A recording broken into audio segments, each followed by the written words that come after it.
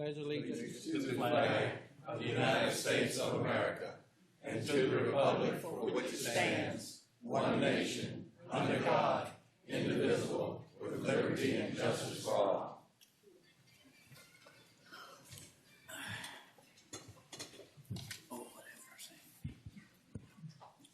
All right, additions or deletions to the agenda. At this time, we're going to move item 3 down to item 4 and put 4 in 3's place because it looks like item 3 is going to be a lengthy session, so we want to get the rest of them out of the way. All right, we're going to move to a public hearing. I'm going to go through some guidelines and rules to follow, please. Anyone needs bathrooms, they're through the doors, down the hall and to your right. The applicant tonight has 30 minutes to discuss his application. After that, the public has 3 minutes each to voice their opinion for or against or have be it. There will be no continuation from one speaker to another. In other words, if you have comments that go over your 3 minutes, nobody can pick up your spot and continue on. You have to have your own comments. There will be no profanity or outbursts, no applauding after anyone speaks. Ask you be polite and address all comments to the Planning Commission only. And when you come up, we ask that you state your name and your address for our records. All right, moving on. The Mecklenburg County Office has received a request application by Cellco Partnership Verizon Wireless for a comprehensive plan review by the Planning Commission pursuant to Virginia Code 15-2-2232 for its proposed 199-foot monopole communication tower to be located on Mecklenburg County tax parcel 38231. It's located on the west side of Route 655 Skyline Road, north of its intersection Highway 47, Election District 6. The applicant here to speak.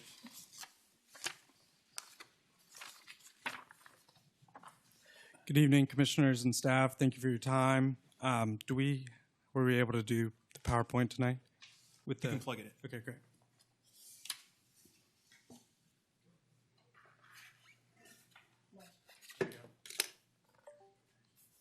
Just take it.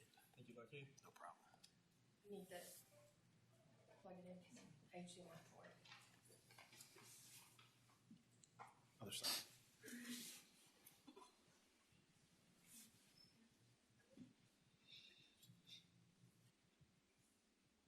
Didn't we hear this last time? Didn't we hear this last time? Share it. Which one did he say was going to be 1, 2, or 3? 3 and 4 gonna be switched. Oh, okay. Cause there's so many people, they gonna make that light. Okay. That's okay. So I appeared before you last month with 2 other towers. This one is substantially similar to those 2. I know you have a heavy agenda tonight, so I'll try to be quick. So this is the Whittles Mill Tower located at 3918 Skyline Road, and we're here at the 2232 stage of this application. My name is Anthony Bologna. I'm with the law firm of Williams Mullen. My address is 301 Fayetteville Street, Suite 1700, Raleigh, North Carolina, 27601. So here are some tower specifics. Again, the address is 3918 Skyline Road. The zoning designation is AG. The tower is 195 feet with a 4-foot lightning rod. It's a monopole tower. Verizon Wireless will be the anchor tenant, and there will be space for 3 additional carriers on the tower. And the subject parcel is in the northern portion of Mecklenburg County. Here's our parcel plan. It's worth noting that this site is roughly 125 acres. Our area of land disturbance is less than half an acre. So seeking to preserve the pastoral nature of the land and disturb as little as possible. Here's our site plan. showing the project in a little bit greater detail, and you've got physical copies of this in front of you if this is hard to see. Here's an elevation of the tower. Again, 195 feet with a 4-foot lightning rod, and the opportunity for 4 total antennas on the tower.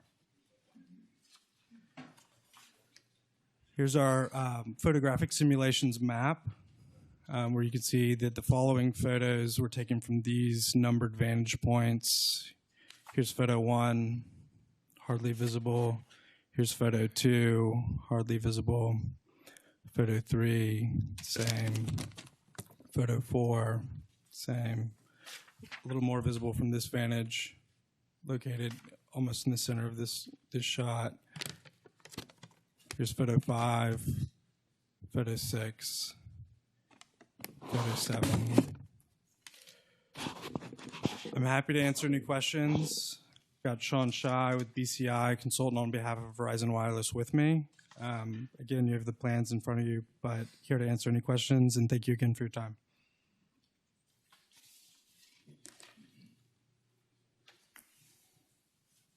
Any questions?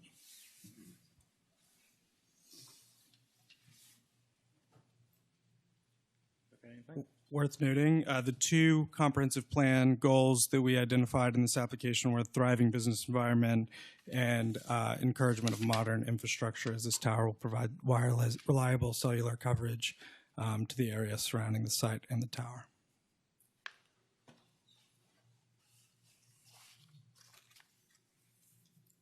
Anything? Any questions? Thank you. Thank you. Lucky, you have anybody? No speakers. All right.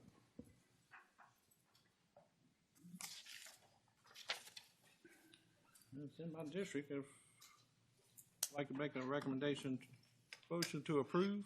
It would not be detrimental to the public welfare, will not affect adversely the health or safety of persons or businesses in the neighborhood of the proposed use. A new tower location will provide better cell service and internet connection to the area. I'll second the motion. Motion made second. All in favor, say aye. Aye. All opposed? Motion carried.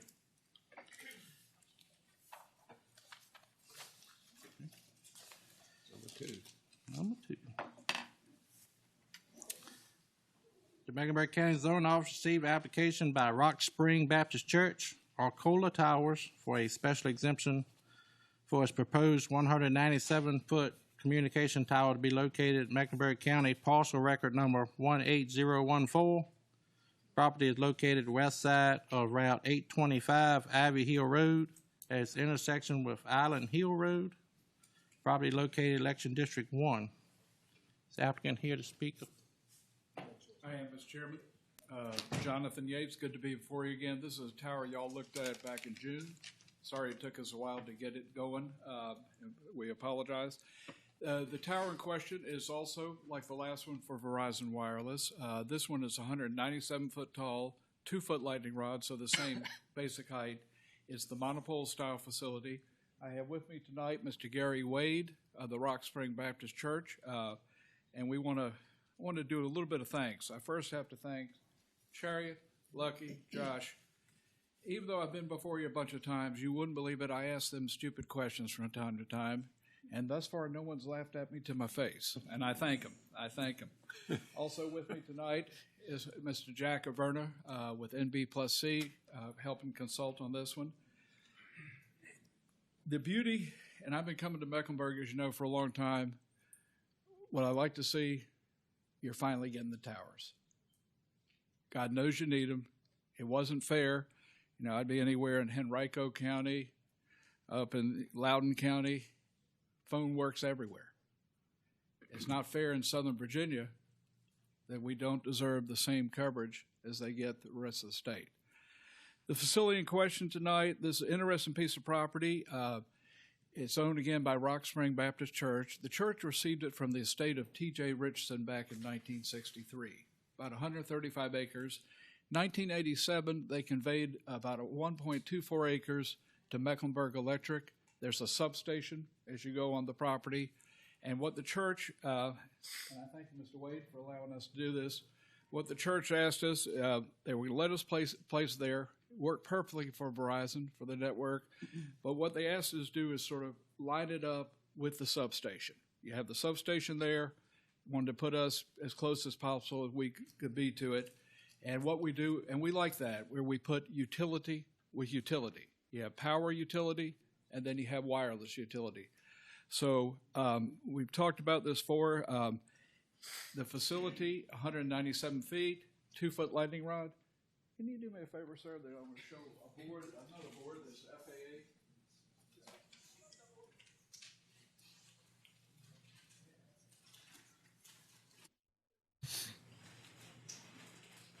And I apologize, you just gotten through a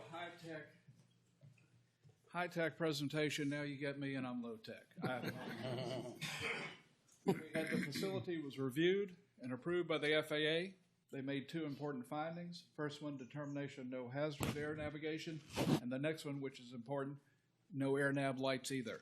The reason they made this finding, we're about 3.1 miles from the Merrifield Airport in Clarksville.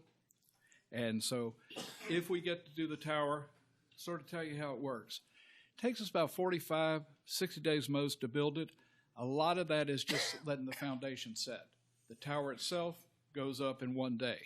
After that point, Verizon will only have to come out there about 8 to 10 times a year. The equipment is monitored remotely, operated remotely, but a tech will come out and just check on things.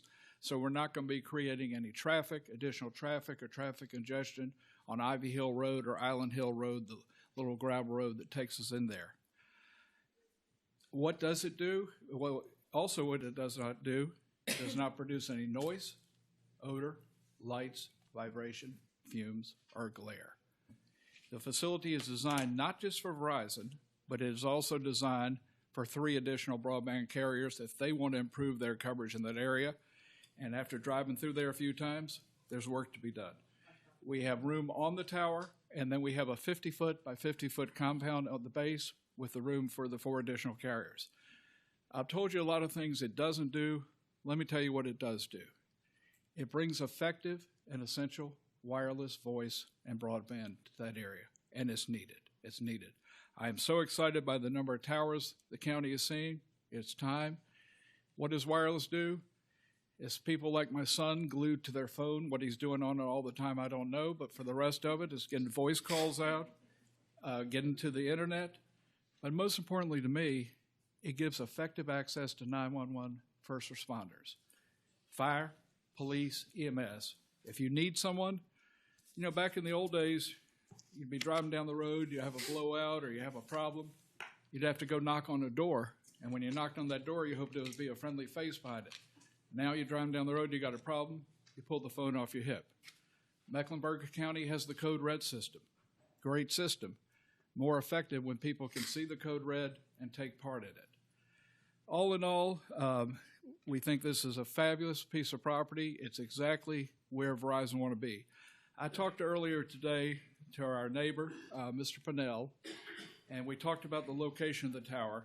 The county requires, under your ordinance, that I have to be 400 feet away from any off-site residential structure.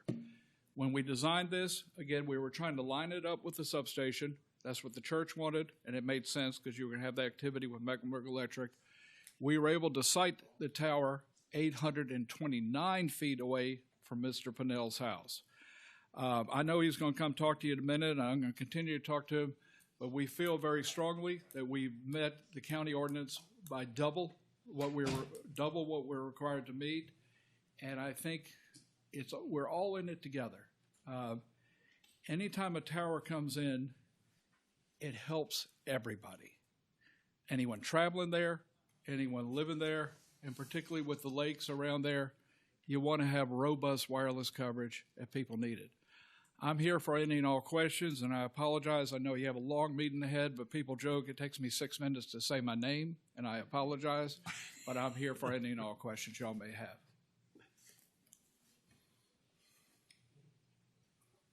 Anybody got any questions? All right, lucky we got one speaker, Mr. Purnell.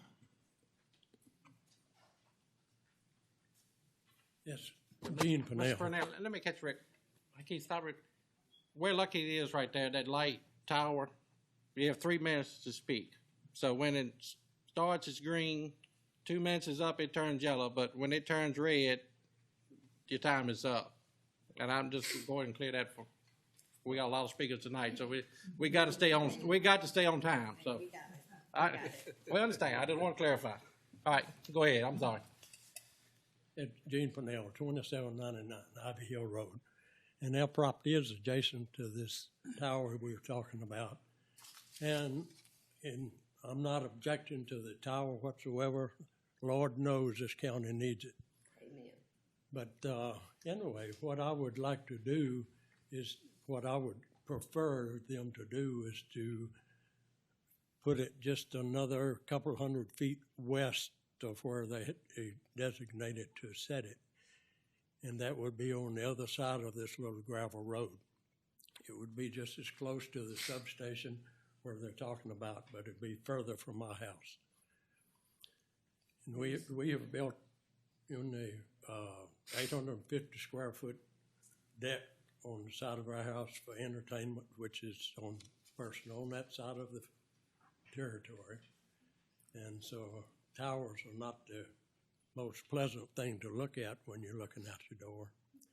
But anyway, that would be my concern, just moving it a little bit further away in a straight line with where he's talking about. And it's an open field and plenty of room to put it right where I'm speaking of. All right, thank you.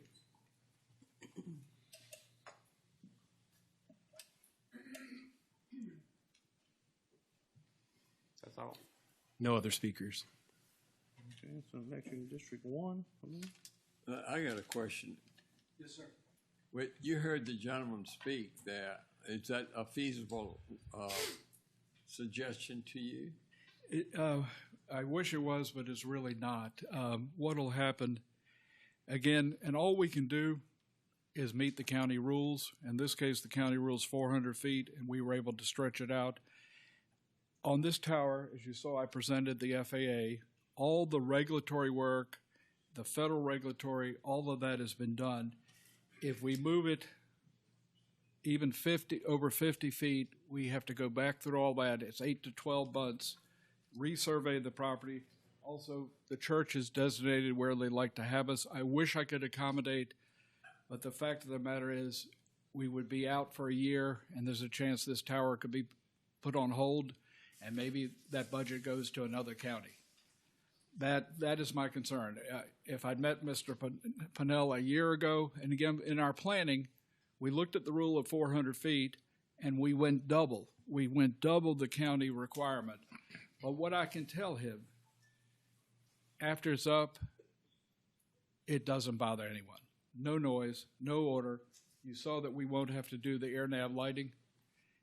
What it does do is everyone can use their phone out there. Thank y'all.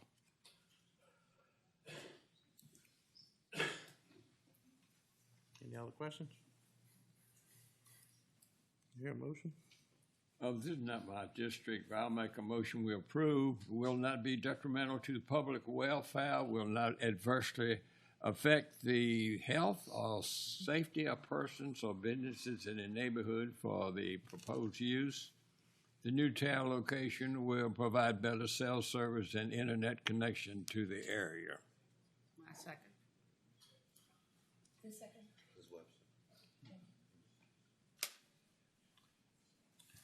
All right, motion made and seconded. Any further discussion? All in favor, say aye. Aye. All opposed? Motion carried. Thank y'all.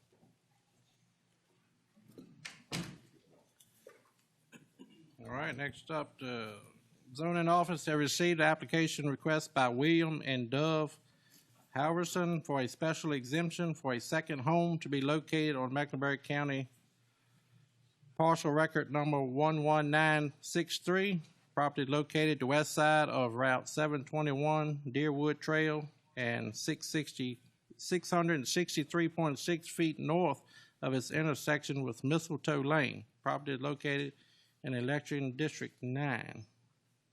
The applicant here to speak. Sir, need to go back. He's in the back. Okay, got you, okay. The applicant's in the back. You can slide around there. Turn him loose. Not used to him coming out the back, but. Oh, I know. We understand. We understand. We'll go ahead to the podium right there and.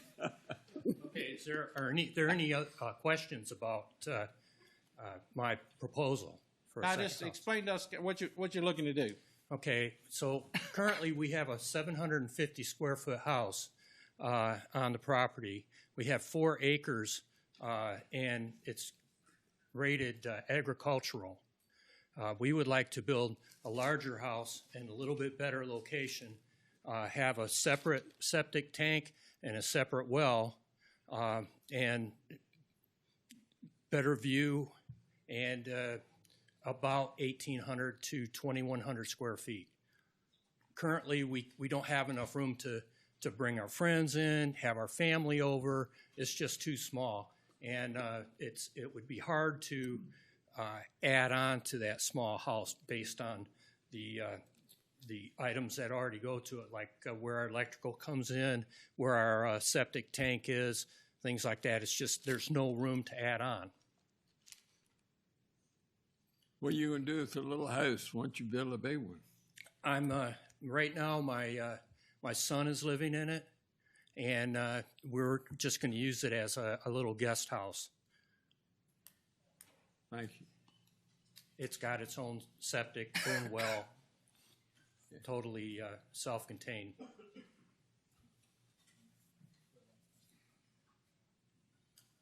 And we also just renovated that house over the last 10 years, and I don't want to just tear it down. It was built originally in 1970. Okay. Anybody else got any questions?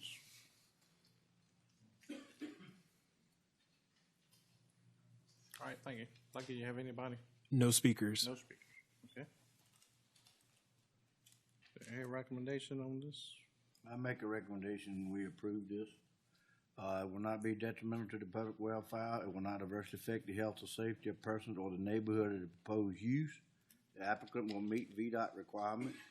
The site is in compliance with the Mecklenburg County zoning ordinance, which requires an SEP for a second home in ag zoning. Second. All right, we got a motion made and seconded. Any other discussion? All in favor, say aye. Aye. All opposed? Motion carried. Thank you. Thank you. I don't think he can go at that door. He can't go at that door. Come on through here. All right. Let me go to Get here. out of here. I'm thinking the same thing. When you find her, No, that's no, I asked the same question. Well, we've had one good laugh. Yeah. All right.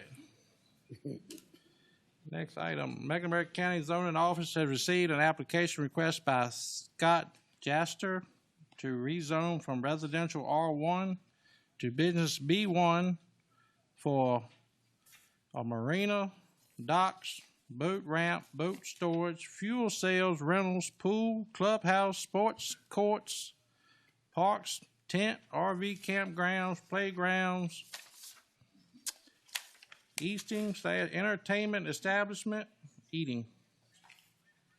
Events venue, associated parking to be located on Mecklenburg County parcel record numbers 3, 7299. This property is located on the west side of Thornton Drive, but has no road frontage and will be on the border of North Carolina state line.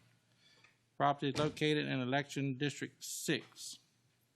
The applicant here to speak.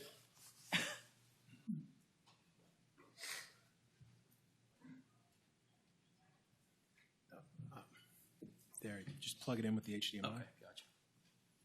It's going to be on the other side.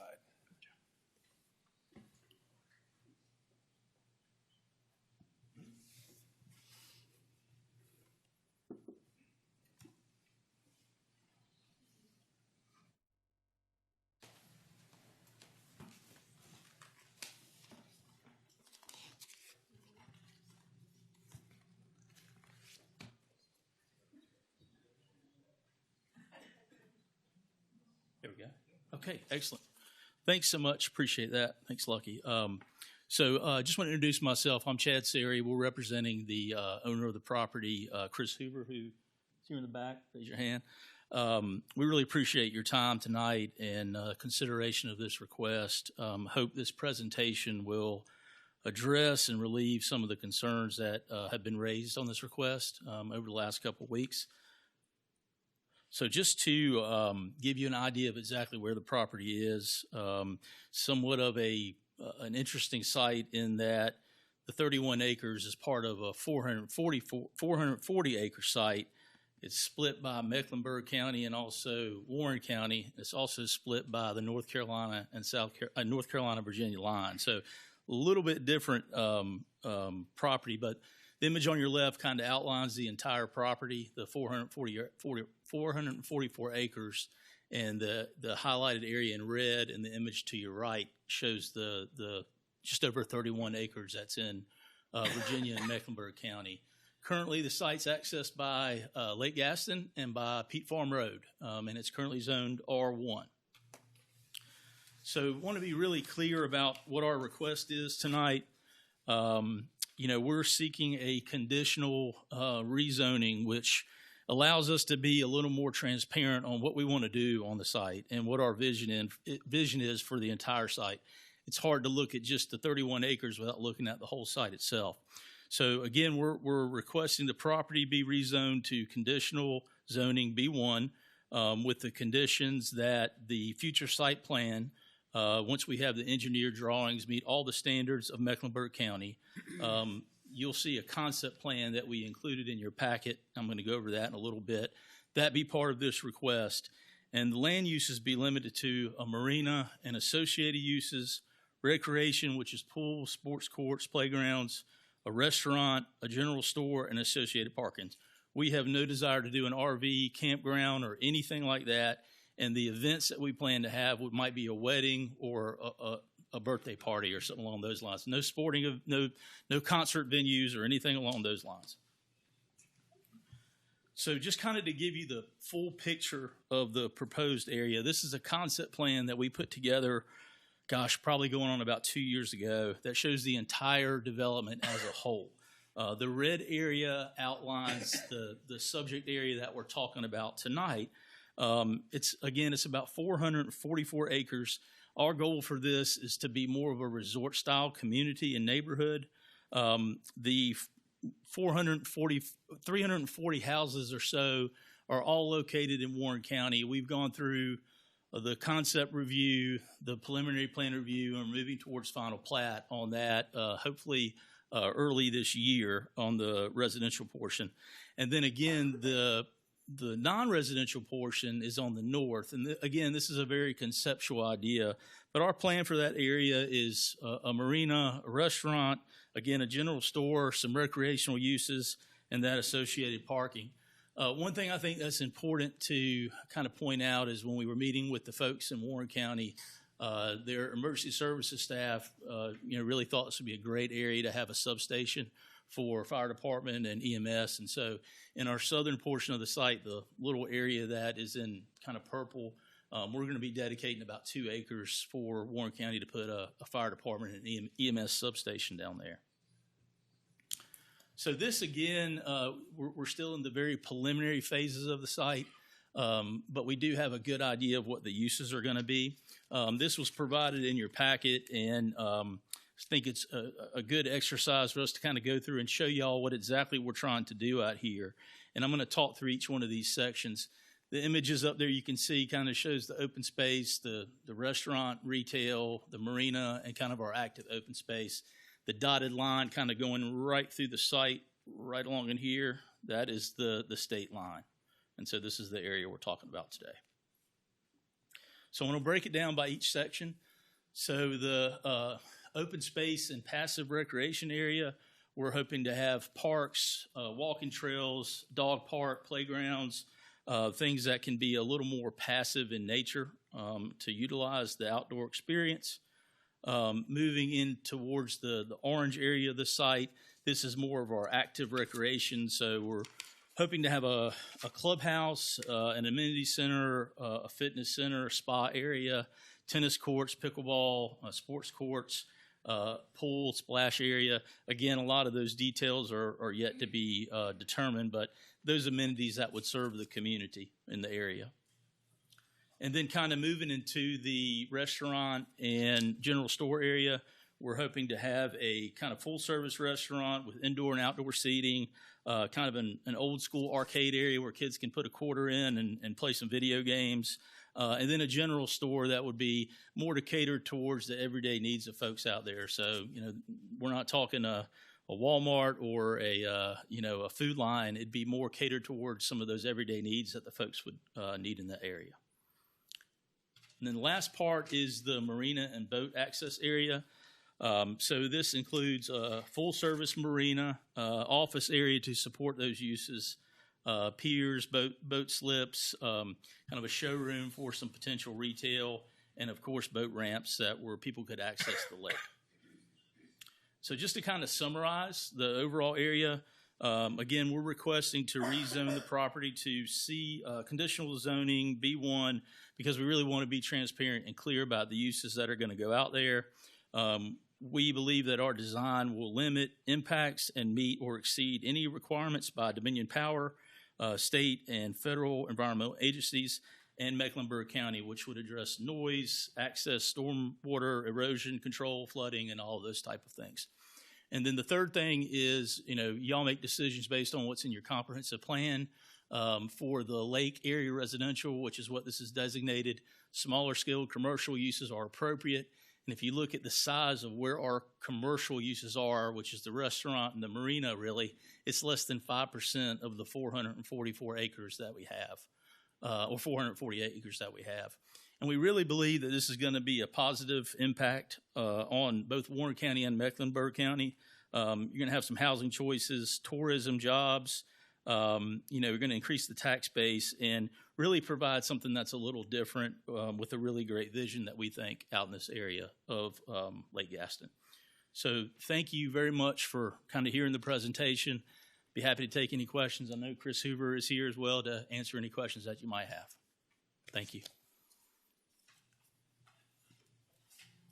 So all the housing, that's going to be in North Carolina, is that correct? Yes, sir. Okay, and then only thing that we are looking at from Mecklenburg County is the parks and the restaurants and stuff. But then when it comes to the docks and the slip, that'll have to be approved by Dominion. Yes, so have y'all got to that phase yet? We are in negotiations and talking with them about what would be most appropriate. We don't know how many or how big it will be yet. I know I was chatting with some of the representatives earlier. But yes, that would be something we would have to go through them, but we're not there yet. We don't know how many or exactly the size of them yet. As far as the county, we wouldn't really have anything to do with anything that's put on the water, is that correct? That's correct. That's all Dominion. Small portion of it. Right. Yeah. As far as Mecklenburg County, it'd be 31 acres. Just over 31 acres, yes, sir.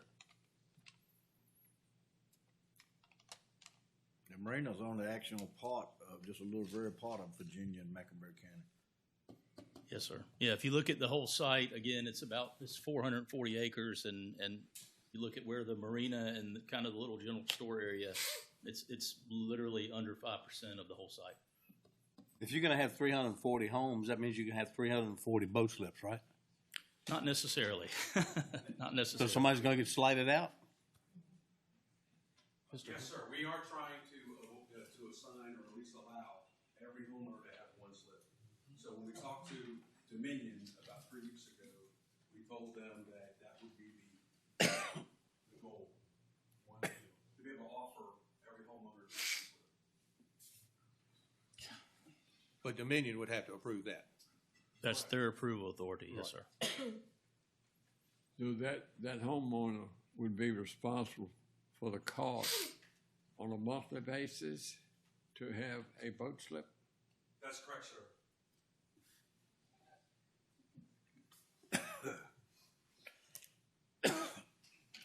But y'all are on board with the housing in North Carolina. That's moving forward, correct? Yes, sir. We've gone through, so North Carolina, the way in Warren County, you have to go through kind of 3 steps. You have kind of a conceptual review, a preliminary plan review, and then a final plan review. And we're probably a couple months away from kind of getting that final plan approved. And that's sort of the real nuts and bolts details of construction before you get started out there. When will you think you'll know something from Dominion? Well, they happen to be here. So, So, sir, when we met with Josh Simpson, Dominion, they have in their purview the ability to approve boat ramps up to 20-foot wide, which we plan to submit as part of phase 1 for that 20-foot wide, and piers no more than 10 slips. So there's 2 visitor piers that we would do that we would request from Dominion for that 20-foot boat ramp, and the 2 visitor piers no more than 10 slips each.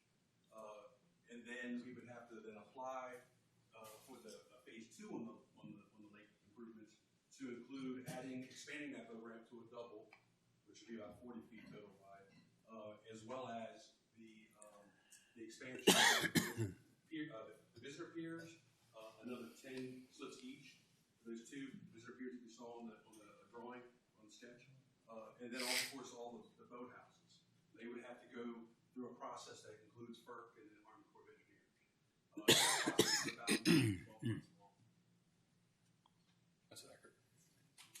So do you have to have our approval before you can move forward? So we will have, KCI and developers, they will present us with a formal plan, measurements. Like now, all we have now is a bird's eye view. Same thing you're having here. There's more measurements, documentation we need to offer a preliminary approval. From the preliminary approval stage, that's when they will engage into a more comprehensive review, which is a FERC application. So the FERC application, then they will, it'll involve EA assessments with the Army Corps of Engineers, all your state wildlife agencies. So they'll go through that. They'll actually hold another public meeting to present the final EA to the public at the designated time. From there, they'll receive comments, and then basically we liaison that back to FERC. FERC makes the final approval of this caliber of project, job scope. So before you make that final approval, FERC, Federal Energy Regulatory Commission. My apologies. and before you make that recommendation, y'all check with safety as far as traffic and all that. Y'all take in consideration all that? So we just look at if it's in a special management area is one thing. What kind of volume are they, boat docks, like you said, and all that hasn't been defined yet. But we do look at that as just a preliminary. But like you said, we want to see hard measurements, on paper before we provide any type of preliminary approval. Okay, thank you. So I guess my question off of that is, all right, he's got the houses and so forth going forward in North Carolina right there. If this part didn't even come to life, are they still eligible to get docks and so forth to accommodate these people going forward? Variable question, but yes, it's not, the land area there is not a special management area. So if somebody were to have a separate residential home divided into a residential development, yes, they would be able to obtain docks in that location. Multiple dock or whatever? Yes, it depends on different scenarios. Right. Correct. Okay. But none's prohibited in that. All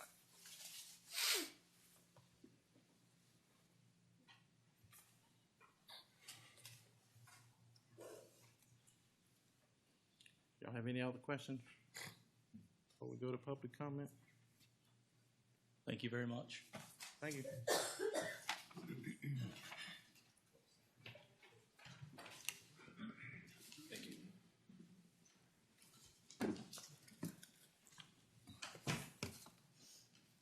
All right, I guess we'll start with the 4. We've got Robbie Ross.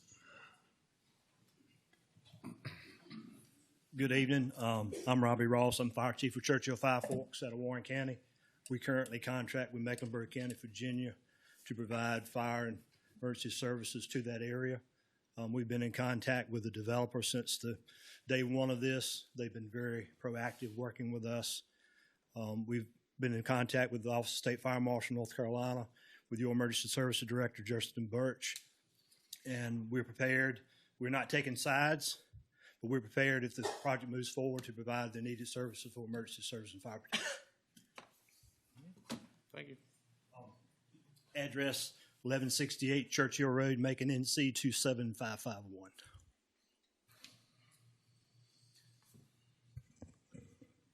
Next up is Lewis Watson. Washington? Mushton. I'm sorry.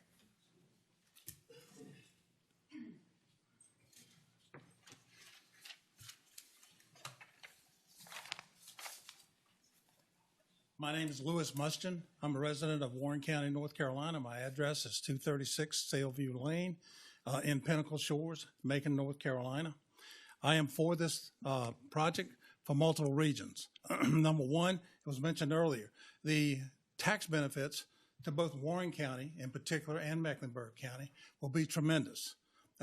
The donation of the land and a potential building donation for the fire EMS station by the builder developer is a substantial amount of money that would have to be spent from the fire taxes in Warren County, which will not have to be spent. In addition, there will be a lot of fire tax money. Chief Ross could probably tell you more about how much it is, but I pretty much believe that it will buy a new fire truck within 2 years for that station. Number two, the fire services there will provide protection for not only Pinnacle Shores and the villas, but for Pea River Farms and Marymount, okay? So it's going to reduce the fire insurance cost for all the homeowners in those developments. Because right now where they're located, we're outside of the mileage limit by road, by highway, for the reduced insurance cost. So it's a change. It's going to be a resort. It's going to be some things on the west end of the lake that don't exist. Right now, it's 20 to 35 miles from anywhere in that area to be able to get to an entertainment venue, a restaurant, medical center, hospitals, doctors, and things of that nature. So by having the emergency services there, being able to have the entertainment venue that they're proposing, the restaurant, the facility that would allow for us to have access to the restaurants, the pools, things of that nature that they have in their plan would be an excellent thing for that end of the lake. The resort community is something that doesn't exist anywhere on the lake at this time. So it is a first. And the number of boaters, potential boaters there, come out there on a July the 4th or Memorial Day weekend, and they're already there, okay? People are on the boats on the lake, particularly during that time, but I live there. And so I can tell you right now, there's not much traffic, and I don't anticipate that this, based on what the developer's telling us. Y'all forgot the rules. Yeah, they forgot the rule. You're right. Thank you. The boat traffic there on a weekend will be more, no question about it. But on a normal day, Monday through Friday, during the normal week time, it's not going to be that much more. There's plenty of bass boats, plenty of fishermen that are up there. Everybody's concerned about wake boats. They're not building wake boats. Sir. Not, the Sir. owners get. Your time is expired. But thank you. Okay, next up is Bill Wilson.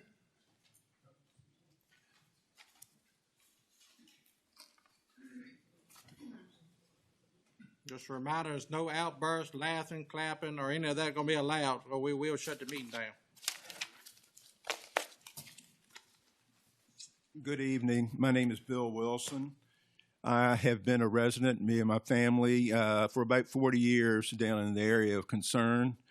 My experience, my education, and my interests lie in geology, oceanography, hydrology, environmental science, engineering, and public administration.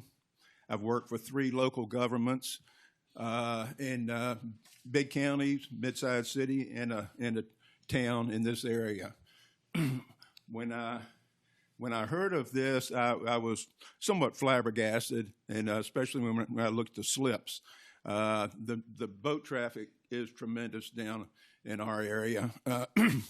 When I was a child, grew up on the James River, and I had my own, I was in the 60s, 13 years old, I had my own boat, not too many boats around. Our biggest thrill was when a tanker loaded was heading up to Richmond, and it would send out a wake and draft a lot of water, move a lot of water, and the wake that came in when it started hitting bottom, at times would grow up to about 5 feet. We used to run our little boat next to it. I'd water ski, flip off to the side, and head over the wake. It was 5 feet tall, go flying through the air, do a backflip, try to land. Why do I mention this? It's because the dynamics and the energy of water is tremendous. We don't have tankers, freighters in Lake Gaston, but we do have a lot of little mini tankers, these surf boats, these wake boats, even V-hull boats. They do move a lot of water. The wakes and so forth that come from these boats, a wake is, the energy is a circular motion. It goes down, sometimes impacting 5, 10, 15 feet. And when they come ashore, they rise again, they'll hit the boat, and so forth. Me and my son went out one time. This was an amazing story that happened. In the convergence of these wakes, one came together, 2 wakes came together. We went over top of it, going about 5 miles an hour. You figured you go back, it was about 3 feet high. There was a hole in the water on the other side where this water was sucked out, displaced, and there was about a 2-foot hole there. So in other words, we had 5 feet to go down. The whole bow section of our boat went underwater and came tremendous in. Lucky none of the kids, my grandkids, were in the bow section, or somebody would have been seriously hurt. Now, we were going so slow, this is what happens, but the energy is tremendous. Now, if a boat was going 25, 30, 35 miles an hour, and they hit something like this, they wouldn't go in that hole, they'd fly over it. 10, 15, I've seen it happen, and maybe hit a wake on the other side. It's we get a lot of traffic coming up to our end from the people down there. The boat traffic will be tremendous. Thank you. Next is Heather Marstiller. Yes, that's me. Sure.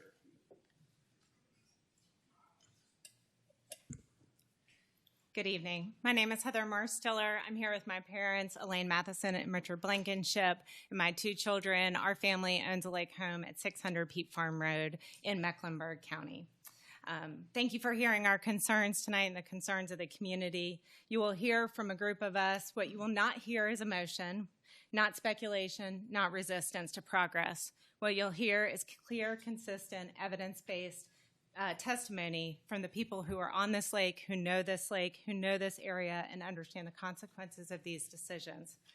The Turtle Cove rezoning does not align with Mecklenburg County's 2044 Comprehensive Plan, which is a guiding document for how and where growth should occur.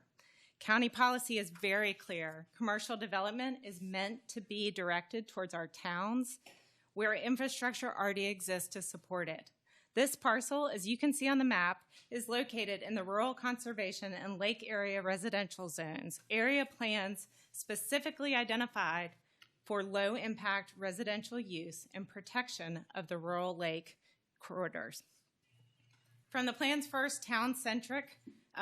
plan's town-centric commercial growth policy states that retail and commercial uses should be directed toward the town to support vibrant small town centers. Placing a large commercial 380-slip boat marina in a quiet lakeside neighborhood directly contradicts that core policy. Second, a plan's rural place vision emphasizes protecting lakes, waterways, and scenic rural landscapes as valued resources. A high-density commercial marina would introduce industrial-scale lighting, noise, and visual impacts that are incompatible with the rural conservation designation of this corridor. Third, the Planning Commission and the county have recently demonstrated commitment to protecting welfare and neighborhood character by denying other high-impact rezoning like Finneywood Solar Project and Eastland RV Park. Those decisions recognize that large-scale projects can create noise, lighting, and traffic impacts that are not appropriate for rural use. Allowing the rezoning would set a precedent that could not open the door to future commercial development and other lake area residential and rural conservation zones, weakening the very protections of the comprehensive plan was designed to uphold. For that reason, and for all the reasons you will hear from our group tonight, and for the future of this community, I respectfully urge you to deny the rezoning request. Thank you. Next is Brian Pierce.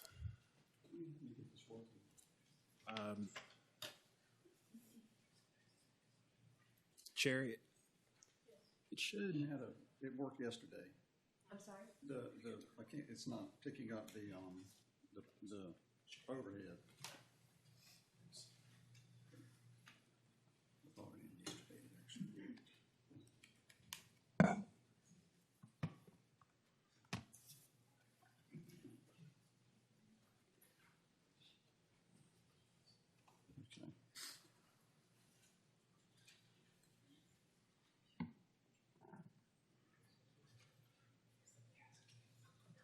I wouldn't move that forward too much.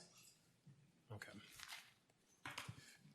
Good evening. Brian Pierce, 800 Green Valley Road, Suite 500, Greensboro, North Carolina. I'm with the law firm of Maynard Nexon. I'm here on behalf of Pete Blankenship, LLC, which owns land in Virginia and North Carolina that's adjacent to the property that we're here talking about this evening. The Blankenships have a lake house on that property, and they place great value in the peace and solitude of the mountain rock area of the lake. You should have already received a letter from me that outlines the reasons why we vehemently argue that this request should be denied. If you haven't, I can hand it out at the end of my 3 minutes. Before I get into my speech, I do want to make mention that the speaker in favor of this came up here and spoke about benefits to the state of North Carolina. All of that is not relevant to what you're doing tonight. What you're doing here is what's benefits to Mecklenburg County, Virginia, not North Carolina, and I hope you'll consider that. The first reason this should be denied is the proposed rezoning is inconsistent with the comprehensive plan. You've already heard a little bit about that, and so I won't get into much detail, but I do want to mention one thing. The applicant said this is a small institutional or commercial use. There's nothing small about this. This is 31.59 acres. During the applicant's talk, the applicant tried to downplay the use that they intend to make of this. However, that's the conditions that they've presented do not do that.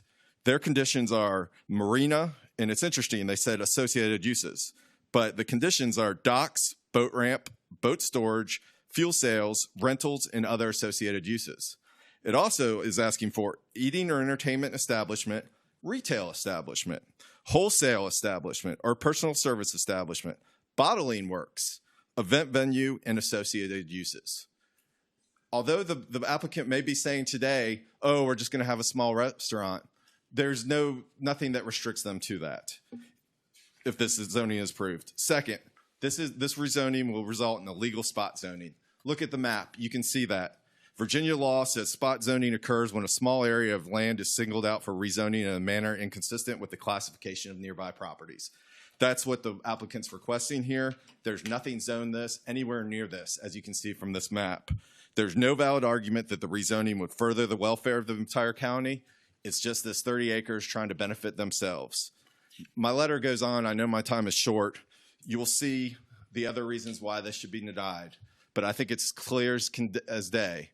This is spot zoning. This is inconsistent with your comprehensive plan. This does not benefit the surrounding community. This is not in conformity with the surrounding community. This is something that's completely different, is not what the neighbors want, completely does not fit in with what is there. And so I urge you to deny this request. Okay. Next up is Drew Goodwin.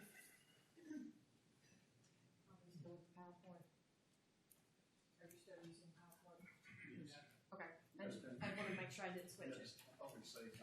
No, you're fine. I just want to make sure I don't switch off of you. Hello, my name is Drew Goodwin. I live at 604 Mountain Rock Trail, Pete River Farm. I'm the president of Lake Gaston Water Safety Council. I'm also the president of Pete River Farm HOA. Thank you for the opportunity to speak to you tonight. I would like to share about why the southwest corner of Lake Gaston is not a safe location for 380 boat slips, commercial marina, and the level of boat traffic it will generate. This part of the lake contains shallow areas. If you've ever been on Lake Gaston, you'll hit stumps. Stump fields, shoals, and unseen old docks are buried out there. They're not marked, and other unsubmersible hazards. Local lake safety guidance makes it clear that as all not hazards are not marked, and anyone who boats out there knows how careful you must be to navigate the stretch of this water. First, adding hundreds of additional boat trips per day would significantly increase collision, prop strikes, risks near residential docks and family swim areas. National U.S. Coast Guard data shows that collisions with other vessels and collisions with fixed objects are among the most common types of boating accidents. Second, the presence of submerged stumps, shallow flats, out there where the duck blinds are, is shallow, 5 feet. Amplifies the danger. Lake Gaston safely advises specifically warn boaters about these hazards, and they matter even more when you introduce unfamiliar boaters, nighttime travel, and higher traffic density. What is manageable today becomes more dangerous under commercial level use. This corridor also mixes swimmers, paddle boards, kayaks, and residential docks. Virginia's boating safety guidance advises avoiding towing and high-speed activity in congested areas, which is will become. A large marina in this location would intensify the mixing bowl effect and increase the risk of propeller strikes and close quarters incidents. Finally, the proposal includes restaurants, a bar, and event venue. Alcohol is a leading known contributor factor in fatal boat incidences. Concentrating alcohol service, narrow, hazard-prone sections of the lake creates a foreseeable public safety risk. Carrying capacity of most lake areas in the United States, Corps of Engineers says is 10, 15 boats per acre. 10 to 15 acres per boat of usable water. These standards are adopted in this corridor and the addition to 380 boat slips density below minimum safe levels. For these reasons, this corridor cannot safely support a high-intensity commercial marina. Thank you for your time. Next up is Scott Murray.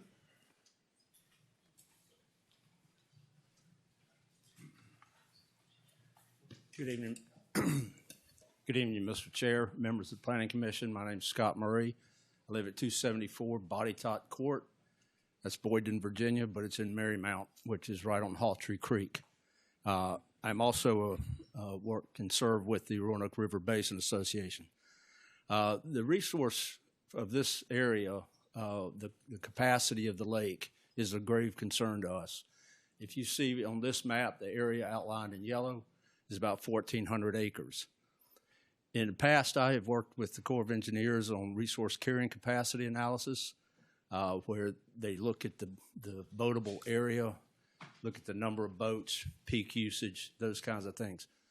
The proposed marina, as the former speaker mentioned, is 5 times the size of Hub Quarter Landing, excuse me. At peak times, this would carry the threshold, the safety threshold below minimum standards. What's recommended for power boating is 10 acres per boat of boatable water. If boats are over 25 horsepower, which is about 95% of what's on Lake Gaston, that recommendation is 15 acres per boat. There was a review of literature done, a study done by boats that would be on the lake in peak times. There's also a boat, Tree Creek.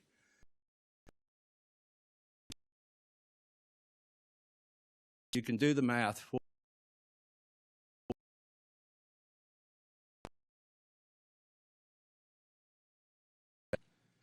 And approval, if there is one, zoning.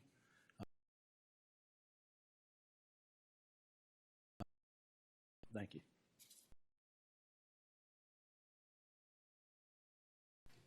Next is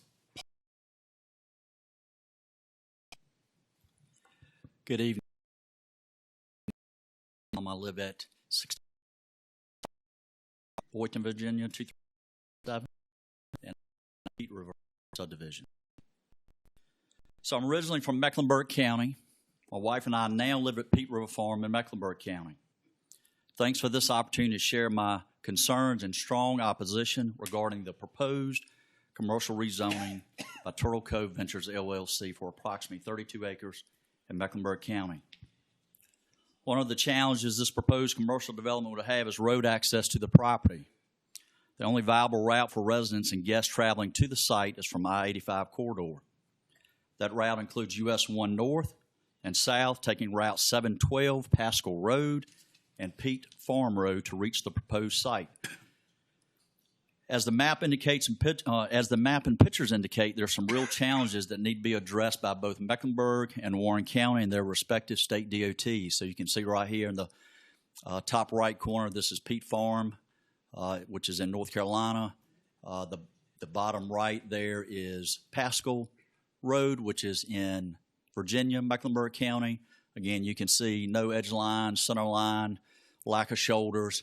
Probably got 18 to 20 feet of pavement. So this corridor's rural network cannot safely support the commercial intensity proposed by this development. Pascal Road and Peat Farm Road are narrow rural facilities lacking proper shoulders, markings, lack adequate sight distance for key intersections, and they have aging bridges. The existing roadway infrastructure is not sufficient for this large increase in commercial traffic, construction vehicles, and emergency services. While VDOT has no objection to this rezoning since the request actually does not touch the parcel, we feel it's critical that Mecklenburg County Planning Commission understand the reality of the existing roadway network today and what will be needed to fund roadway upgrades if this commercial request was approved. I'm going to end my remarks by telling you this. If this commercial rezoning is approved, you'll be setting a dangerous precedent for other developers to pursue on Lake Gaston. This will not only impact the current residents of Lake Gaston, but future generations to come. Thank you for your time and attention to this matter, and I respectfully ask that you recommend denial of this commercial rezoning. Thanks. next up is Flynn Callum.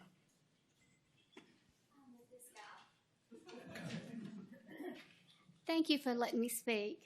My name is Flynn Callum, and I'm a native of Mecklenburg County. I now live at 639 Mountain Rock Trail, Boynton, Virginia. I would like to share some information about the cultural and archaeological significance of Turtle Cove property and why this area requires careful protection before any land use changes are considered. The Turtle Cove site lies within historically documented Native American settlement corridor along the Roanoke River Basin and the Lake Gaston shoreline. Archaeological records, historic trade route documentation, and early reservoir-era investigations all confirm that this region contains known habitation sites and sacred cultural resources of the Occaneechi-Saponi tribe. The Turtle Cove property has a long-standing history of being referenced in archaeological studies, published papers, journals, and books. Of significance, Parkinson's Pit is located within close proximity of the proposed Turtle Cove and Nimby area. The site in which this pit is located has been recorded by the University of North Carolina Department of Anthropology in the River Basin Survey. It's site WRV 49. This site covers approximately 30 acres on the high bluff overlooking the Roanoke River. Over 1,700 artifacts dating to the early Archaic through the Woodland period were found in this pit. Both Native American and white contact material was scattered throughout the pit. This survey report describes all the items, including bone, that was found in the pit. The Bulletin of Archaeological Society of Delaware describes that this pit also housed what is known as Perkinson's TD pipe. Scholars agree that this pipe could be easily dated to 1755 to 1775. In addition, several Clovis points, which are from at least 10,000 years ago, were found on this site, indicating a significant Paleo-Indian activity center. More information about these artifacts can be found at the North Carolina Fluted Projectile Point Survey Report Number 2, published in the Southern Indian Studies. Both Virginia and North Carolina have strict burial protection laws that prohibit disturbing marked or unmarked human burial sites on private property. These laws apply regardless of ownership. They must identify, avoid, and protect burial sites before any land disturbance. In addition, because Turtle Code proposed requires federal shoreline and marina permits, it triggers Section 106 of the National Historic Preservation Act. It requires formal archaeological surveys, consultation with federally recognized tribes, and coordination with the state historic preservation offices. These steps must be completed before rezoning, grading, or construction approvals can be granted. Thank you for listening to me today.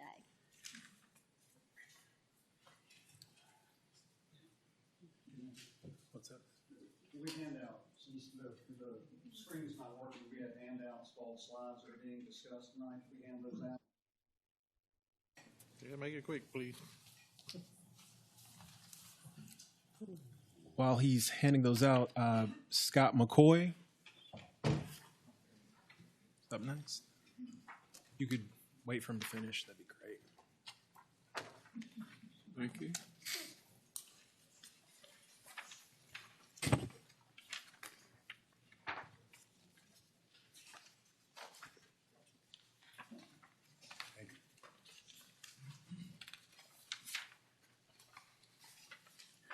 Hello, my name is Scott McCoy, and my home is in Peat River Farm neighborhood, facing Hawtree Creek in Mecklenburg County. Thank you for the opportunity to speak. I'd like to briefly summarize a few environmental impacts associated with the Turtle Code proposal and why this location is not suitable for high-intensity commercial development.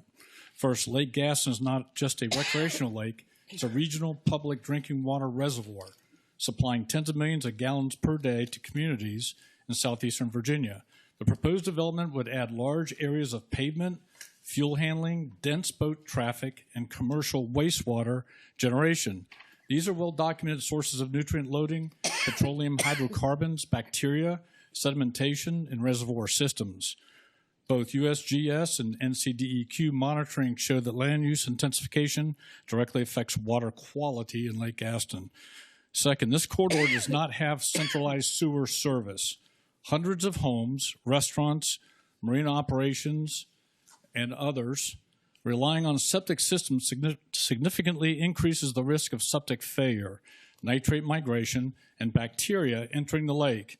Virginia's wastewater regulations are clear that on-site systems must protect groundwater and surface waters, and this level of development exceeds what rural septic systems were designed to handle.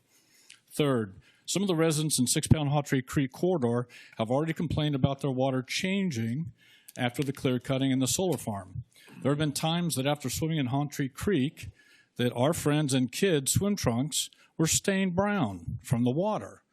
Once they get out of the water, then they have to shower, and we need to wash the suits quickly or they stain permanently. I have personal runoff contamination experience.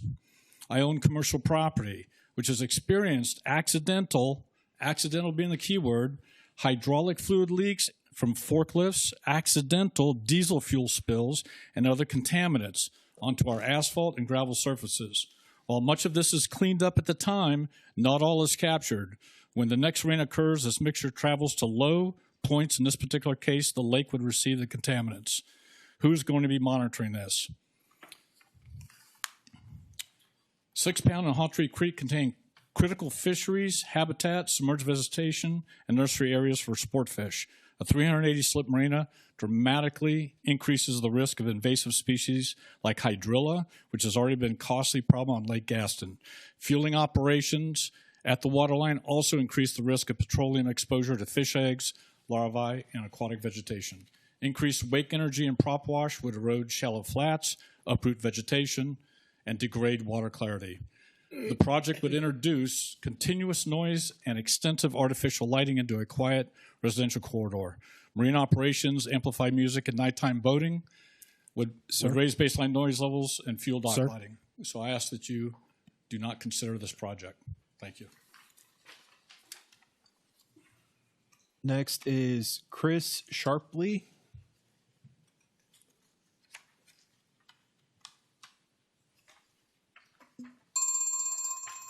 Good evening.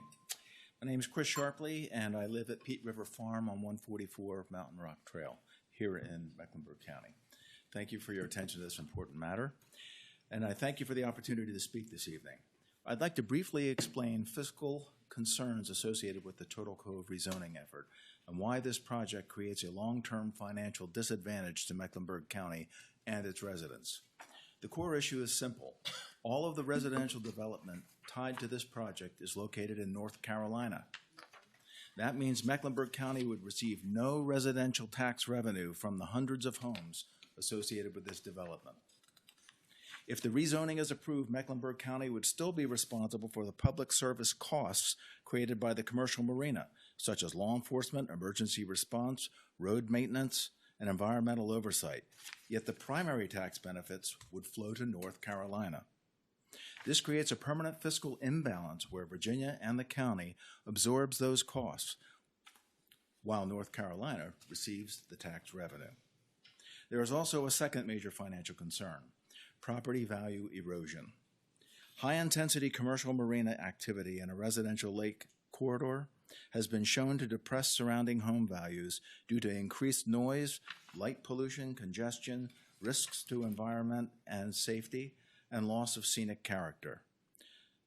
Lakefront homes in the vicinity of the project range in tax assessed value from $500,000 to $3 million plus. Even a small decline in assessed value across neighborhoods would result in a meaningful and permanent reduction in county tax revenues. Taken together, this rezoning would shift public costs to Mecklenburg County and its residents, while shifting private tax benefits to North Carolina and the Turtle Cove project. It exposes the county to long-term revenue losses and undermines one of its most valuable tax bases, its lakefront communities.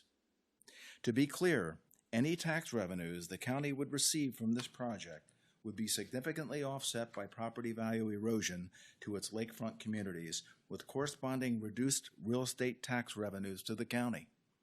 So, for these reasons, the financial impact of this rezoning proposal is not in the best interest of Mecklenburg County or its residents. Thank you for your time and serious consideration.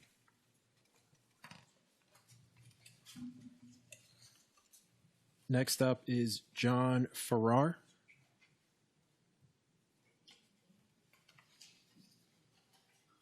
Hello, my name is John Farrar. I live at 56 Mountain Rock Trail, Pete River Farm in Mecklenburg County. Thank you again for the opportunity to speak. I'd like to briefly highlight why market demand is an important consideration when evaluating Turtle Cove. When evaluating Turtle Cove proposal, especially the relationship between the residential and commercial sectors. Right next to Turtle Cove property is Pinnacle Shores, a subdivision in Warren County, North Carolina. Since 2018, Pinnacle Shores has had 86 approved lots, only 7 homes have been built, and all of them on the waterfront, and 2 more are under construction now. That leaves 77 interior lots that are still vacant after several years on the market. Some planned improvements like pavement and on the frontage road were never completed because the development did not build out as proposed. Pinnacle Shores doesn't mean Turtle Cove would not be the same outcome, but it does show that interior lots near the lake in this specific corridor have not seen strong demand. That matters because Turtle Cove proposal relies on a much larger number of interior lots, and the commercial marina, restaurant, and event facilities demand that these residential areas get built out. If residential absorption is slower than expected, the commercial phases could be delayed and scaled back.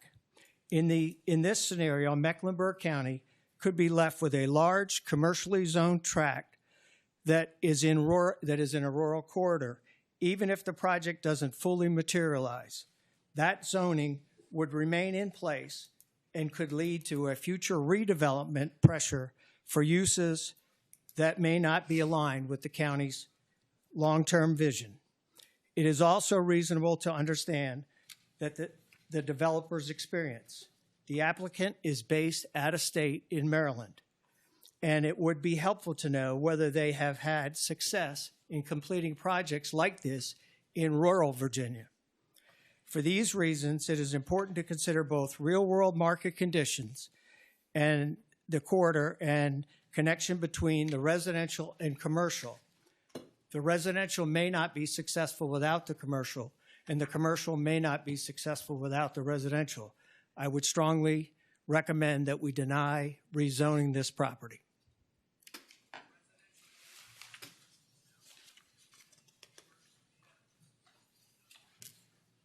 Next up is Sue Goodwin.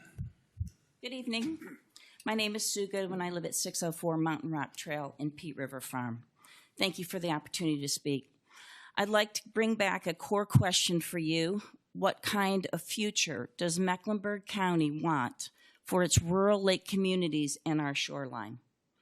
The Southwest Lake Gaston Corridor, which is actually a Roanoke River Basin, is not a wide commercial lake zone. It's narrow with shallow areas and only a quarter mile across. This area is not designed for commercialization. It's a public recreational lake enjoyed by local families for fishing, swimming, boating, and outdoor fun.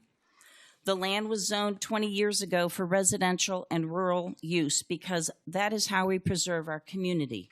An unknown out-of-state developer does not share that history. And that disconnect is why the proposal does not fit here. It is the wrong plan for the wrong place. A large commercial marina with 380 boat slips. Yes, 380 boat slips per this developer's plan. Dual boat ramps, boat storage warehouse, watercraft showroom and rentals, fuel sales, a restaurant, outdoor wedding venue, extensive parking lots, plus a general store does not align with the 2044 plan. Because this plan does not reflect Mecklenburg County and it does not reflect the long-term interest of our citizens. A project like this, as you've heard, brings many concerns, especially if safe water capacity is exceeded and a tragedy occurs, whether on the lake or on our rural roads. Who will ultimately be legally responsible? Will it be Mecklenburg County, Dominion Energy, or the Commonwealth of Virginia, alongside a devastated family? We must keep the lake safe for everyone. Large-scale commercial rezoning would fundamentally change how our county experiences our lake. It would set a precedence for commercial land use on the lake, and these impacts are not temporary, they're irreversible. Let me be clear here. We are not opposed to reasonable, low-impact, like-kind residential development. We welcome new friends and new neighbors to the lake. We welcome growth that aligns with the rural shoreline character that your 2044 comprehensive plan protects. What kind of future does Mecklenburg County want for its rural lake communities and shoreline? And together, how are we going to preserve and protect it? By denying this rezoning request, you will affirm your commitment to your recently agreed upon 2044 plan to protect and preserve this beautiful lake we call home. a lake that we all respect and work hard to protect and make this such a special place to live. Thank you very much.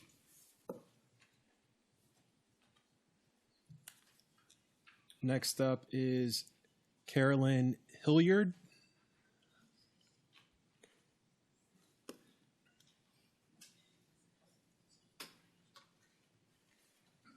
Good evening. My name is Carolyn Hilliard. I live at 37 Chickadee Court in Timbuktu subdivision in Mecklenburg County. Most of my points have already been made, but I want to say I've been a full-time resident of Mecklenburg County for 26 years. I've enjoyed the lake. It's been safe. I think Mecklenburg has done a great job with the growth in Mecklenburg County. However, I feel like this development will negatively impact the lakefront shoreline, the environment, and wildlife. The commercial development adversely affects the quality of the water with fuel sales and spills. This area is shallow and narrow to accommodate the proposed number of boat slips. I also am not opposed to residential development, but I'm opposed with development that is not in harmony with how Lake Gaston has been developed since the lake was formed, especially in an area that has been reserved for single-family residential use. I've seen too many injuries and fatal accidents happen on the lake since I've been here, and I feel like the safety of the swimmers, the kayakers, the boaters will be adversely affected. Thank you for your consideration in this matter, and I hope y'all will make a decision that you feel is best for all the citizens of Mecklenburg County. Thank you. Next up is Barry Goodwin.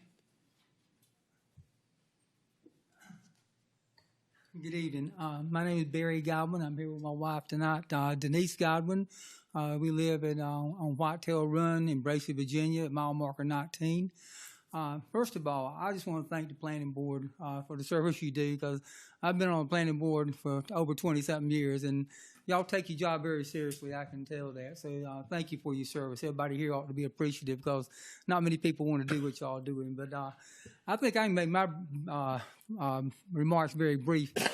I pretty much concur with everything that's been said here against this. I think they've made some extremely valid points about the lake and the effects of this zoning change. We're violently opposed. We're strongly opposed to the change in the zoning.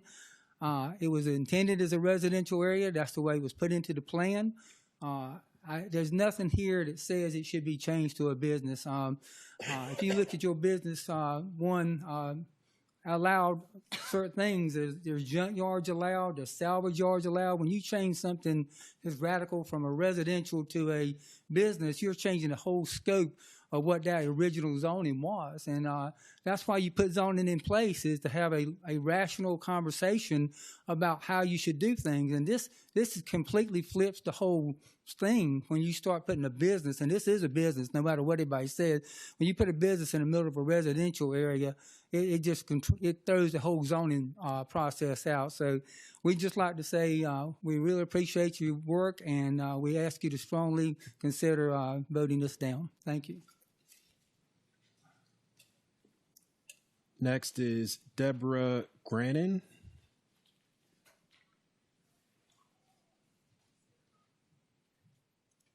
Hello, my name is Deborah Grannon, and my husband and I have lived at 711 Nutcracker Lane for over 20 years in Mecklenburg County. And many years ago in the 1970s, I camped with my family at AmeriCamp, so I have a lot of love for Lake Gaston, very special place in my heart. I also want to say thank you to the members of the Planning Board and Commission for your dedication and public service. It's so important. We've heard many important issues tonight, but I think number one is the comprehensive plan. The guiding principles of the comprehensive plan make your job easier because it's been vetted and researched, and it helps you know where the right fit is for a change in zoning. Sometimes zoning changes are good, and I think many of us here would like more restaurants in close proximity to the lake. We'd like to have more opportunities to enjoy different facilities, but right there on the main lake with the boat slips and the impact, traffic, safety, the blind spot around the big rock, the shallow water, the water depth in that vicinity, these are all very, very important issues. One of the things that struck many of my neighbors and me is our disappointment that Warren County is able to approve such a large off-water residential development without a public hearing process, because it's consistent with their comp plan and their zoning. But that's not going to work very well without those 300 plus boat slips on the main lake. And that is truly disappointing. And when we try to reach out to them, they're explaining they're within their rights to approve that without a public hearing. But we need to go through the public hearing process for the commercial use and the boat slips. And then many other people kick the can and say it's ultimately up to Dominion whether or not the boat slips even are allowed. So lots and lots of people saying, well, it's someone else's responsibility, or ultimately there's going to be another survey or a study. The bottom line is, for Mecklenburg County, please look at your comprehensive plan and take serious consideration as to whether or not this is a spot zoning. If it is a conditional use zoning, there's an opportunity to scale something back and make it fit and still keep that residential character. Thank you so much for your time tonight.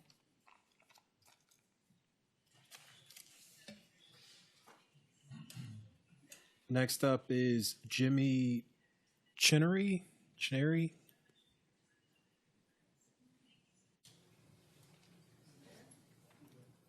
In another room? He's probably in another building. That's still on the first page. Jimmy Chenery. Chernery. Jimmy?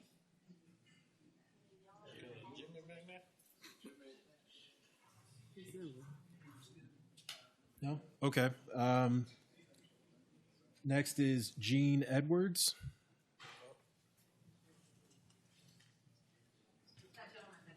Okay. Good evening. My name is Jean Edwards. I live at 335 Poplar Creek Road in Bracey, Virginia. I've been a taxpayer in Mecklenburg County and Brunswick County for over 20 years. I'm here to say thank you for allowing us to have a voice to oppose this zoning change. On Poplar Creek, my boat dock is less than 50 yards away from a shallow area that has a danger buoy on it. And I have seen boats ride over it, cut it, lose their prop, float to my boat dock, and ask me to rescue them. I also have seen that there is not enough policing on Poplar Creek, and I have heard no one talking about increasing the policing and the buoy support on that part of the lake for such a commercial environment. And I will also say that I have sat on my boat dock on 4th of July between 3:30 and 4 o'clock, and I've counted the boats going to Shady Shack. And within that half an hour, which is really not the busy time for food, I counted over 100 water vehicles. So if someone thinks there's going to be no traffic going to this commercial zone and causing major issues without policing and additional boat buoys and community service to help the people that are on this water, it's something that's gravely missing from your review. And I ask that you consider having that as an element of safety on the lake as well. Thank you. Next up is Linda Strong.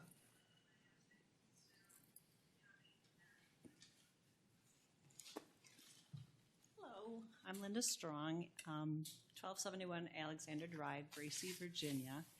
And actually, when I signed up, I thought I was just signing up against what was happening here. Not that I actually was going to speak, but just to, I guess I'll put my voice forward on this. And especially with Jean Edwards, she's a neighbor of mine, totally understand what is going on with increased traffic on the lake and the water issue with boats going quickly, fast, whatever. Driving around, it's not pleasant. And this is a real area, and also having it to be commercialized. Why does it have to be commercialized on the lake itself? If they want to put a restaurant in, that can go someplace closer where more people can access it, and they have less traffic there. But once you actually commercialize the lakefront property, that is something that can't be redone, and it won't be redone. And then also it can propagate into other areas because we have this here, now we can have it there. So just opposed to this. Thank you for listening, and thank you guys for doing your job. Next up, Kathleen Vega. Did I get that right? Yes. Okay. Hello, good evening. My name is Kathleen Vega, 1271 Alexandria Avenue, and I would like to just say thank you for what you do and pay attention to the heart of the people that are living here. This is their home. They've come to this place for the environment that it does have, and the impact that this boating, I've watched people almost get hit on the lake, kayaks, paddle boards. It's not going to be small. This is going to be a major impact. And the lake, there's other places to do this. It doesn't have to be here. Yeah, we'd like to have another restaurant, but it doesn't have to be 300 boat slips. That doesn't sound very good. And I just wanted to voice my concern. So thank you very much, and I hope you have a great evening. Scott Robertson.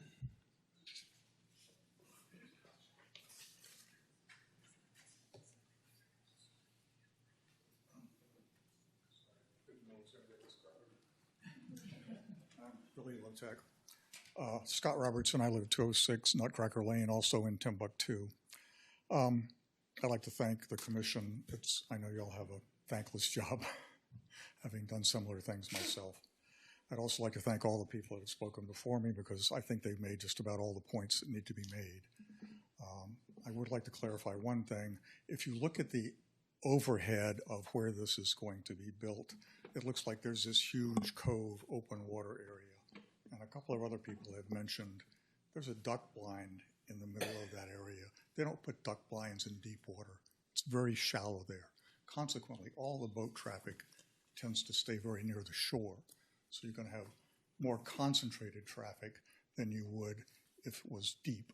And that just increases the danger on the lake for anyone, whether it's a boater, a swimmer, paddleboarder.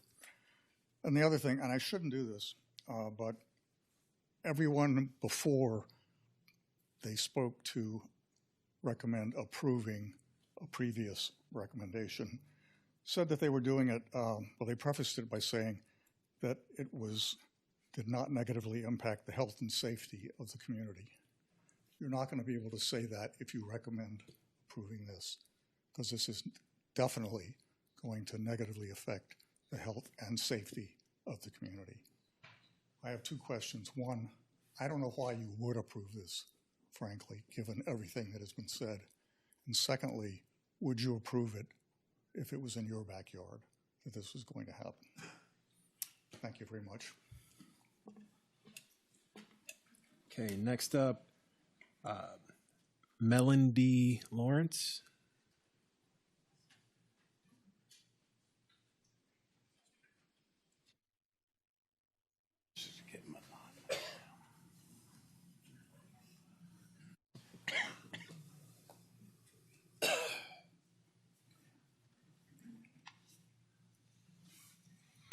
Good evening. I'm Melinda Lawrence. For 40 years, well, over 40 years, I've had a home directly across the lake from this proposed development in Boyd's Mill subdivision at 242 Nelson Road, Bracy.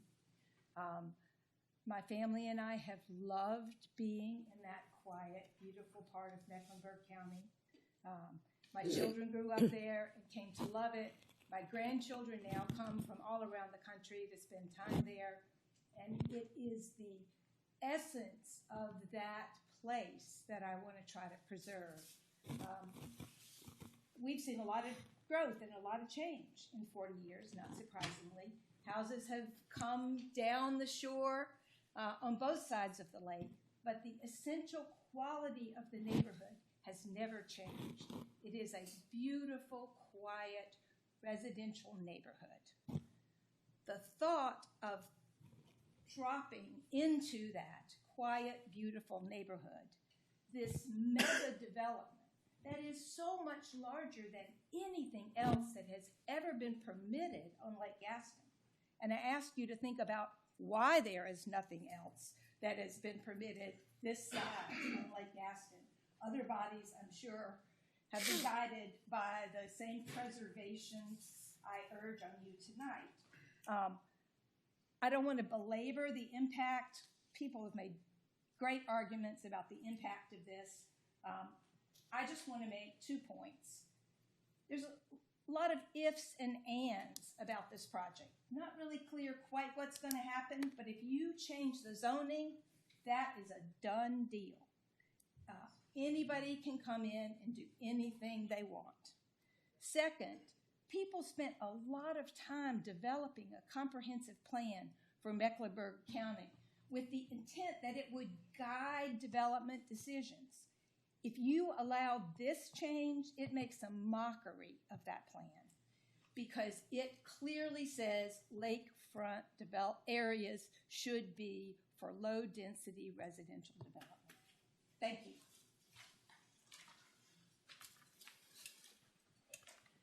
Next up is Sandra Winstead.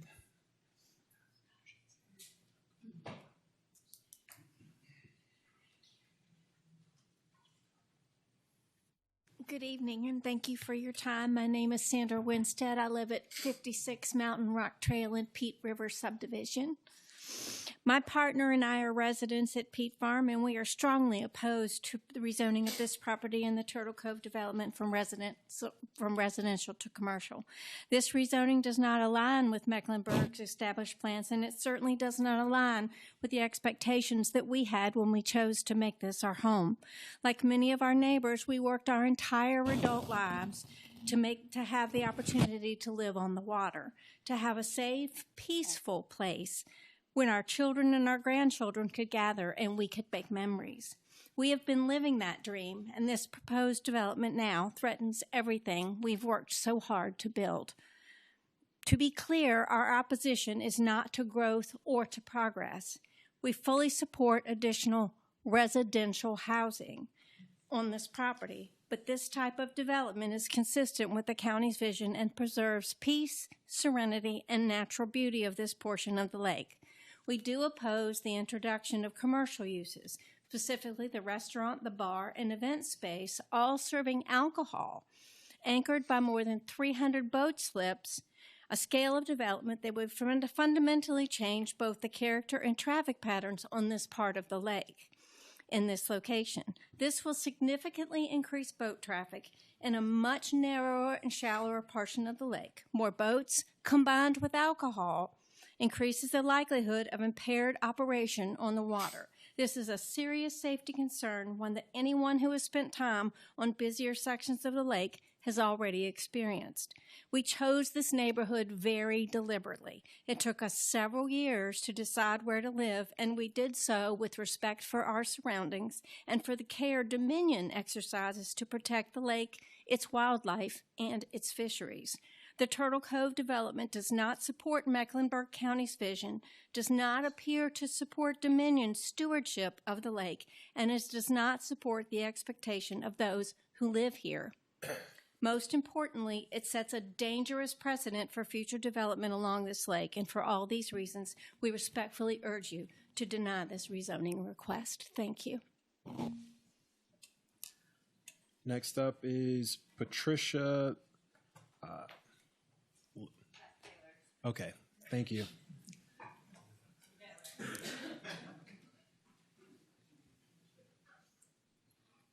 should save time and just say what she said. Because that's exactly my point. My name is Patricia Lechthaler. My husband Brandon and I are new transplants to Mecklenburg County. And thank you all for your time and your respectfully listening to our concerns. So I cannot say that I've been here for 40 or 20 years. We're brand new. But we bought and sunk every dime that we have cumulatively worked for 75 years, and we've sunk every dime into this beautiful lake house property that we specifically chose on the quiet end of the lake, away from the restaurants and away from the marina, because there are lots for sale down there, and that's not what we wanted. And so we specifically chose this quiet little area, and until you've seen it, you can't really appreciate. I know you've heard it. It's so narrow. It's so shallow. There's a huge blind curve. The potential for, honestly, death and dismemberment of inexperienced weekend Wally boaters is just inexplicable. And so one last point I just wanted to say is, you know, you've heard mention that we're 25 minutes from this and we're 25 minutes from that. And I say, yeah, exactly. We're country people. We want to be country people who specifically bought in a very isolated little area. And I always joke when I give people directions to my house, and I'll say, you really got to want it. You really got to want to get there, because you don't just happen by. And the idea that the jobs that would be created and the tax revenue would all go to North Carolina, and Virginia gets all the problems, in addition to the fact that you have this very well thought out plan, the 2044 plan, that very clearly says residential. This should not be a commercial area. This is a disaster waiting to happen. And that's my 2 cents plus what she said. Thank you for your time. Okay, next up is Brian Pierce. Okay. Next up is Keith Ramsey.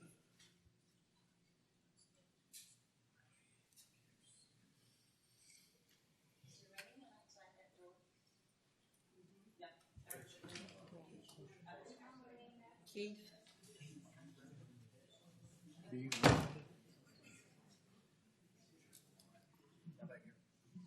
No? Okay. Next up is Pat Price.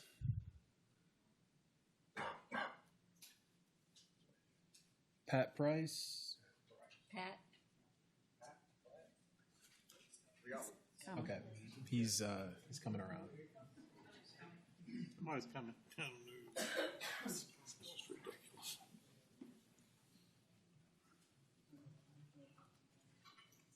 Hi. Hi, good evening. My name is Patrick Price, and I live at 40 Florence Circle, Bracy, Virginia. And I honestly can't add a whole lot more to what my more articulate precedents have already said. But I would like to say that it would appear that, from what I heard earlier in the presentation, that there is some sort of resort idea planned here. And that kind of implies short-term rentals, which implies people coming in for weekends and people who are not used to living on the lake and operating on the lake. And we have on our cove that goes down beside my house, we have 3 rental properties, and those people generally rent boats, and they are generally clueless. And they represent a danger to themselves and others. And I'm more concerned about that side of it. I don't want to stand in the way of progress, but I do not think that this particular, as has been expressed before me, commercial operation in Mecklenburg County should be encouraged in that particular spot for all of the reasons that have been stated before me. Thank you.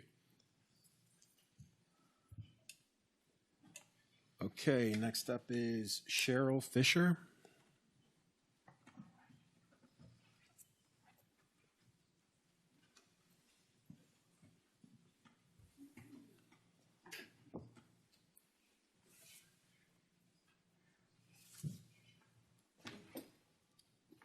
Hello, my name's Cheryl Fisher.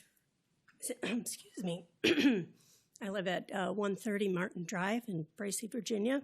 I've been a waterfront homeowner since 2000. Originally had a place in River Ridge and then have bought a single-family home in 2008. I live around mile marker 21.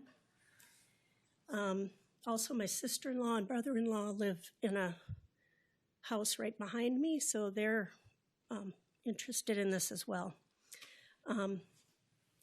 That shoreline where Peat River Farms and Pinnacle Shores are, you know, it was always undeveloped.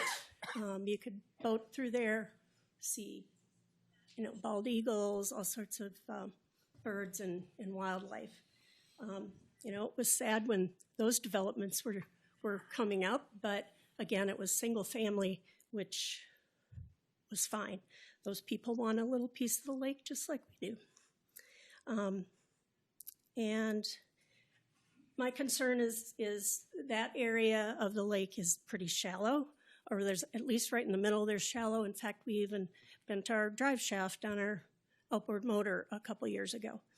And we were in a place where we normally drove and were very surprised that we hit something. The main channel of the lake, there's islands in the middle. Well, they're not even in the middle of the lake. Most of the people go to the north of those islands because the south side is very stumpy and is really for fishing area. So 90% of the boats go to the north side of the lake, and that's only about a third of the actual width of the lake there. So you've got a real pinch point at the end of that, at the end of those islands, to worry about all of this new traffic. With the proposed development and the 340 boat slips plus, and along with additional traffic that will come in the area to utilize the restaurants and marina, it will just overwhelm this area of the lake. It's a tragedy waiting to happen. A couple other concerns: nighttime light pollution. A few others mentioned that. And my other concern is, as someone else said, you have a development of lots that are not on the water. If they start this development, this commercial development, and the sale of those other properties slows down, you know, will this property be abandoned, and then it'll be a commercial property, and then it'll get sold, and who knows what will happen. So anyway, thank you. Okay, that was the last person signed up to speak. That's it.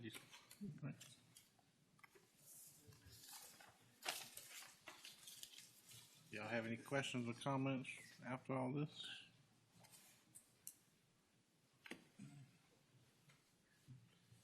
Franklin, you got anything you want to say?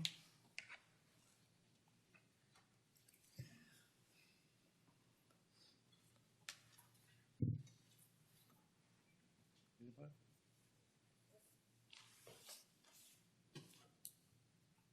Just the only thing I would say, I wish we had a little more time to kind of go back and revisit with all the concerns and stuff I've heard tonight, and the things from both sides, to go back and revisit a little bit more with our comprehensive plan and stuff that we've got. And because, like I say, some questions just come up tonight that I hadn't really looked at, so so a few more different things I would like to look at. I don't know the potential of deferring this or not, but whatever the thought of the planning commission is. I'll make a motion that we defer this application to allow the planning commission more time to visit the area of the proposed site. And one more thing.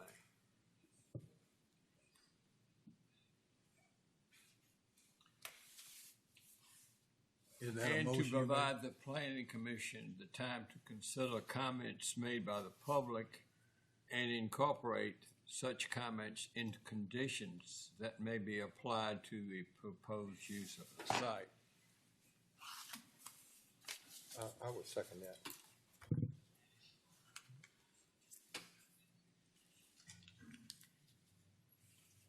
Motion been made and seconded to recommendation to defer this application to a later date to give us time to evaluate the public comments. All those in favor say aye. Aye. All opposed? No.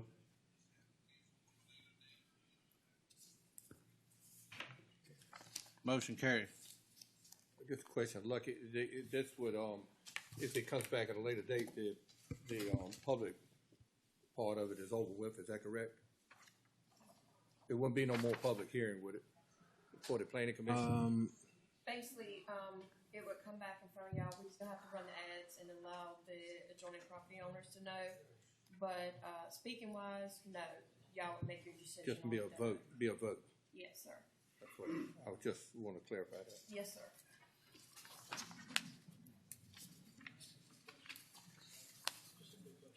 When would that next meeting be? What? Would that be your next scheduled meeting? Next scheduled meeting? Much time we want? 30 days? You want a meeting? What do you think, Lucky, to do what is required? What do you think, 30 days, or do you think we need more?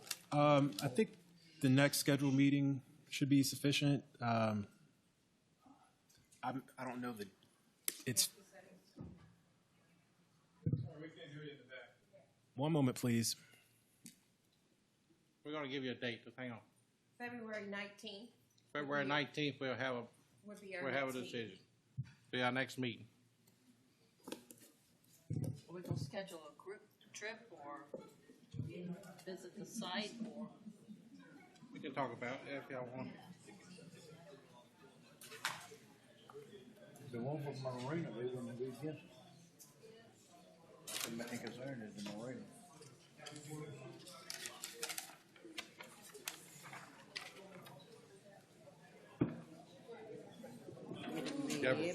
That might be something we maybe look at as a group or something, get lucky or something, line it up or something with the developer or something, we go there and look at it.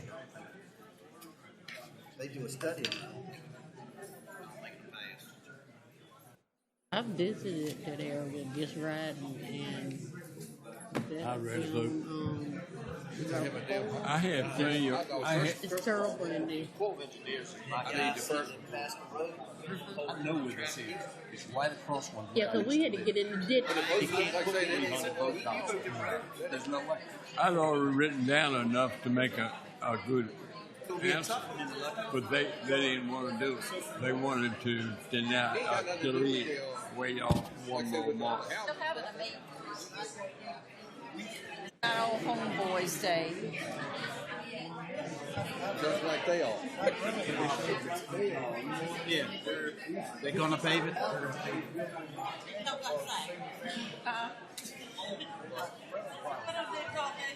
Exactly.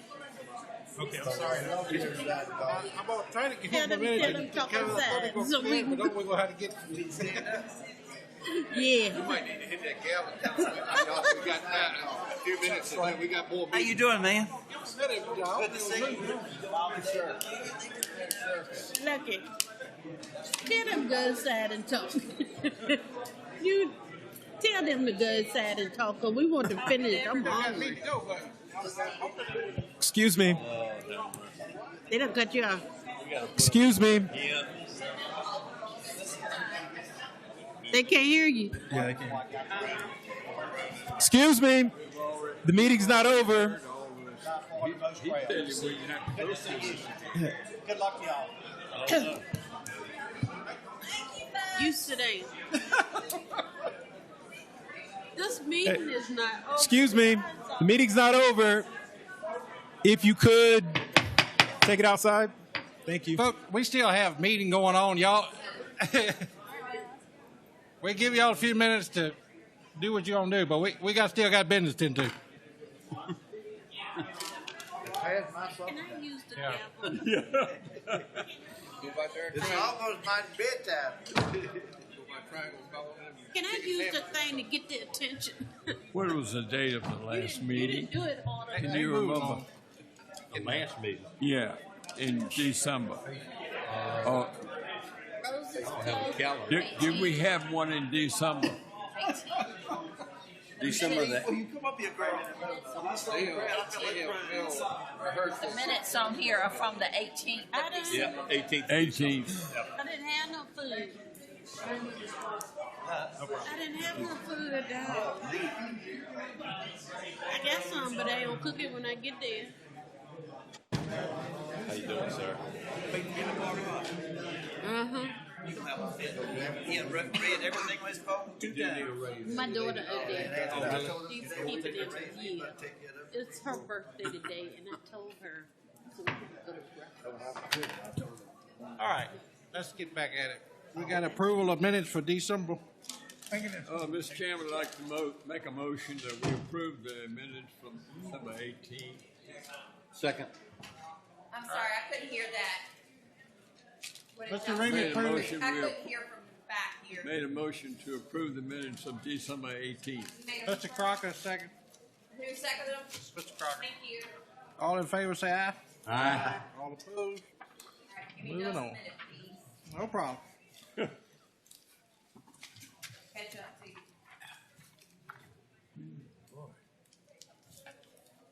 All right, I'm good. Thank you. Okay. Yep. All right, Josh, whatever you're ready. Whatever works for you. Good evening, everybody.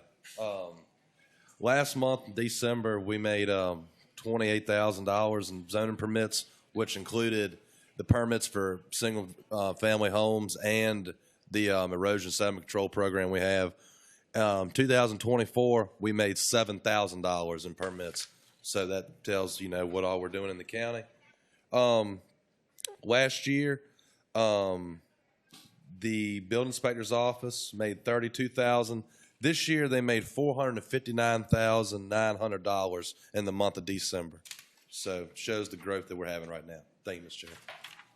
Thank you, John.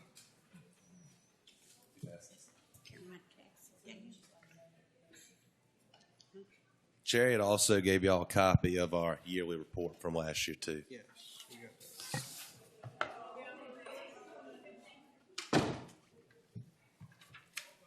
All right, if we have any other business?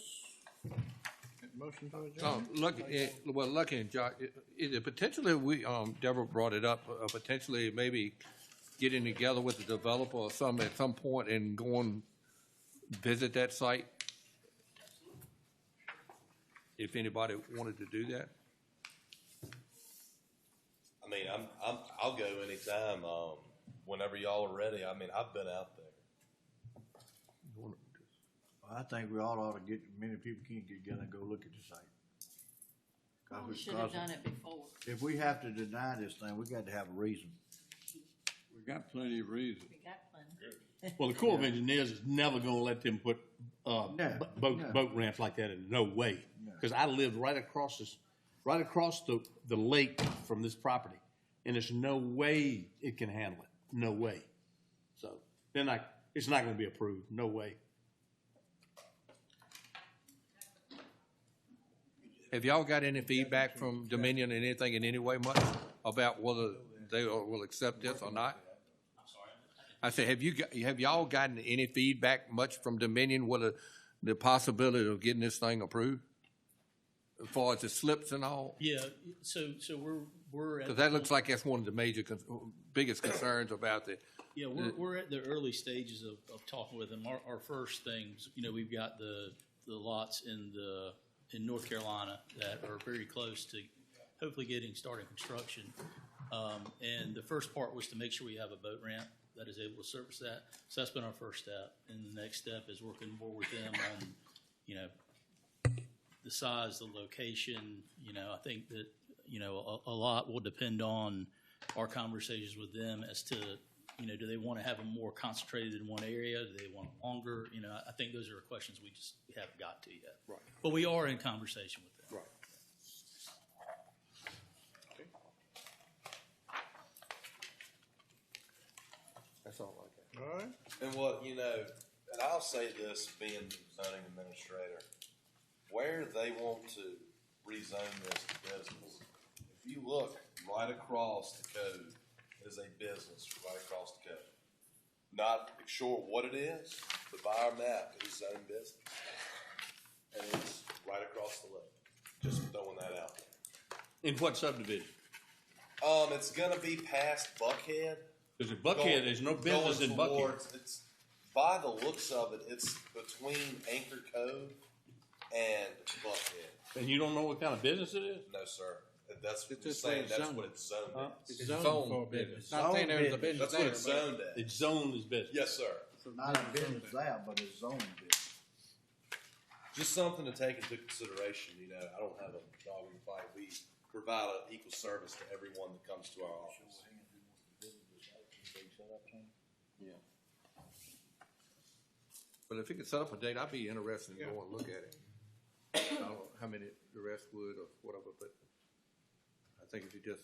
See if you can set up a date and time to visit with the developer and.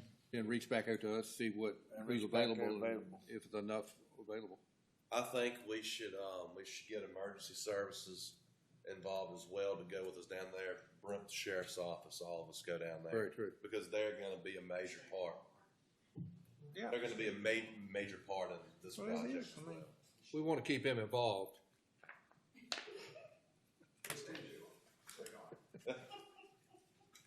All right, well, we'll do that. Any other thing? We close to adjourn. So move, we adjourn.